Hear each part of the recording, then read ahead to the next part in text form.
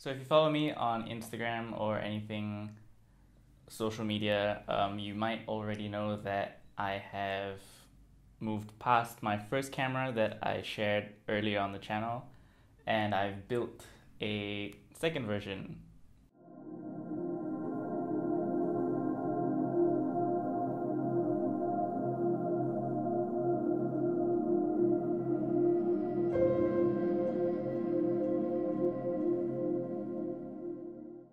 Before we get into it, if you do like this content, do support the channel by leaving a like and sharing it with a friend who's into camera building, analog processes and all that. If you'd like to support the channel even further, I've set up a Ko-fi account where you can leave tips and donate. It just helps sort of progress the channel and I guess sort of expand my capabilities in making videos and producing more cameras and experimenting and stuff like that. So that would be much appreciated. The box camera Mark II, I guess. And it's a little bit of a departure from the Afghan style camera, and I'll get a little bit more into that as we go on. But essentially I was contacted to do a small event a little bit late last year, and I agreed to it thinking it would be a pretty good experience to get the original camera out into the world and making photographs, because before that I had only used it in experiments and sort of within a studio context as well. So during the event it became really apparent how sort of slow the process was, and I kind of wanted it to be quicker. I was hitting a few snags in loading the paper and manipulating it around the interior of the box, and I think after that I sort of had a rethink of the design and of what I wanted out of it, and I sort of came up with this idea. So the idea isn't entirely that original. I was looking into doing a lot of wet plates and sort of moving forward in that part of the process. And while I was looking and doing some research, I saw that a lot of wet plate photographers carry portable darkrooms. So this is because the wet plate process needs to happen within 10 minutes of pouring the plate, shooting the plate and developing the plate. So if you were out in the world or on location shooting a landscape or a portrait of someone outside of your own studio, you had to have a place to be able to process your plate. The main image I was drawing from was this illustration that I found looking at wet plate dark boxes, and I just really enjoyed the idea that the photographer was inside his dark box entirely, like his whole upper body would be inside the dark box. He could see what was going on with his own eyes, use both his hands and manipulate everything that he needed to. And I figured that that would be the best sort of direction to try and experiment with and take my box camera building, I guess you'd say. Looking back at the Afghan camera that I had built, and I sort of had an idea where, what if I just put a camera on the front of a wet plate dark box? That way I could shoot and process and develop within the same box, and that's basically what I did.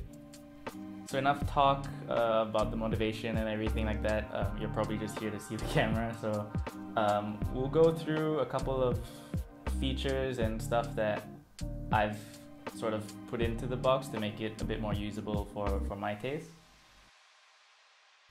A key addition was a dedicated drying rack. This makes it a lot easier if I have to set up in a place that is a little bit limiting on space. As we open the box up, we can see that I've stored all my equipment in here. I usually also store some spare chemicals and all the bits and bobs that you need to develop. I've got a couple of L brackets that fold out of the way just to increase the amount of storage that's within the box. And this is where I prop up my developing trays just to keep them off the ground and give me a bit more room to work. Got my paper box as well. A big feature I'm really happy with is that I can now shoot both horizontal and vertical. In the previous camera I could only shoot portrait. Because the camera is operated entirely from the interior, I needed a way to basically have a shutter that I could control from the inside. And this was the simplest solution we could come up with. It's just a simple trapdoor on a string. We can see it on the ground glass here. The technique takes a little while to know how to get right, especially on the drop down. But in my experience, I haven't actually had any gradients as a result of the shutter. The camera focuses pretty close as well. The closest I can manage to get is about 80 centimeters from the subject. So now to turn it into an actual dark box, the way we do that is we lift up the lid, prop it up with these little holders on the side. And what I've done is I've put a strip of Velcro that runs around the whole outside of the camera, just to make sure that it's a light tight seal. It just helps with keeping everything where it should be. And the fabric I'm using is essentially what is just a blackout curtain. It's the same sort of fabric, so it cuts out pretty much all the light. I've been out on a sunny day and it's been pitch black. Cool, so I'll show you how the inside works. I'll see you in there.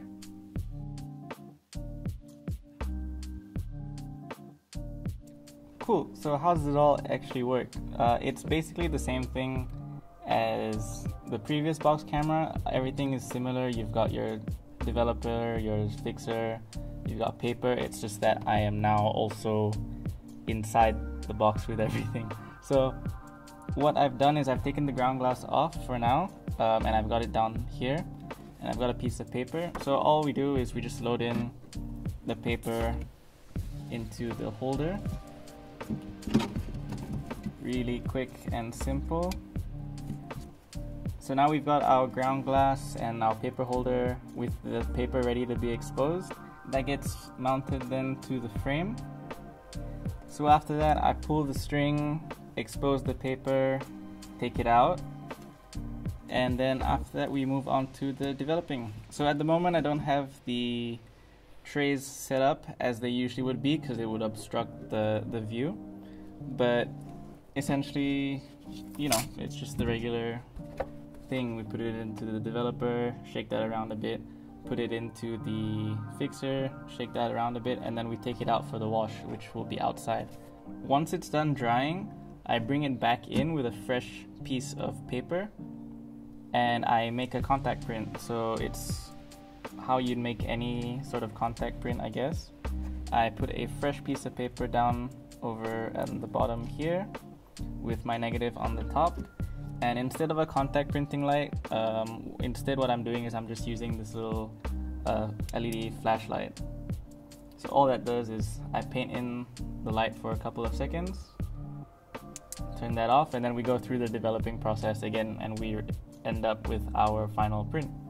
So the thing is, it can get pretty stuffy in here. I think the next thing I want to add is maybe some sort of ventilation system or something that can get air flowing around, I guess.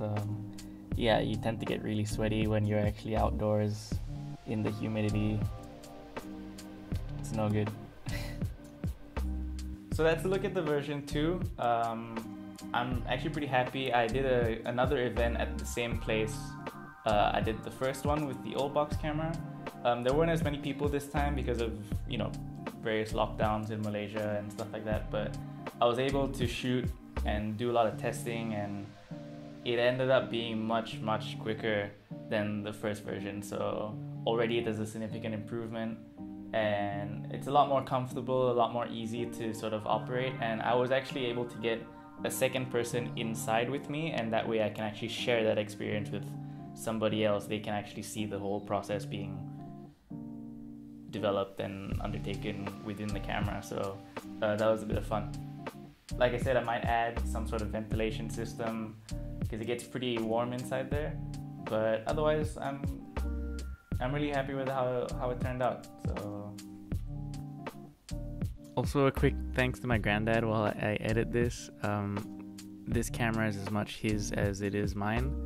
He helped me out a lot building the first one, but we were just sort of following the general Afghan camera plans. And the second one, we sort of both worked on the idea together. I brought him the sketches, and yeah, it wouldn't have been done as quickly, as easily without him. So yeah, a big thanks to him.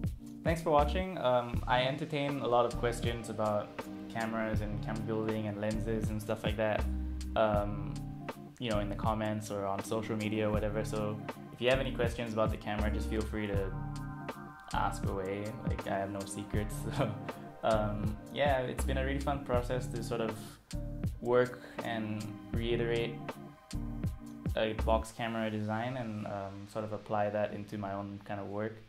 And yeah, I'm excited to see what more can be done with this camera. It still has been used far less than the original version, and I think there's a lot more room to sort of grow and experiment with it more. So yeah, if you like this video, like, comment, subscribe, all of that. And yeah, I'll see you in the next video. Cool.